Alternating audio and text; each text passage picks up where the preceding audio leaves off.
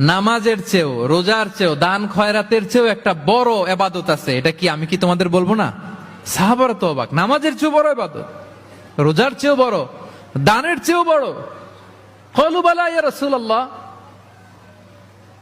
সাহাবারা বললেন অবশ্যই হে নবী, হ্যাঁ আপনি বলেন সেটা কি? বিষ্ণু সাল্লাল্লাহু আলাইহি ওয়াসাল্লাম বললেন ইসলাহু যাতিল বাইন, বিবাদমান দুই গ্রুপকে মাঝখান দিয়ে যে মিলিয়ে দেয়া। নামাজের চেয়েও বড়, রোজার চেয়েও, সাদাকার চেয়েও বড়, মিলায় দেওয়া। আমরা মনে করি সেজদা দিতে দিতে কপালে দাগ ফেলে দিছি, এটাই তো বড় ইবাদত। এটা তো নিঃসন্দেহে বড় ইবাদত। আমরা মনে করি হজ করতে করতে শেষ করে ফেলতেছি, এটাই বড় ইবাদত।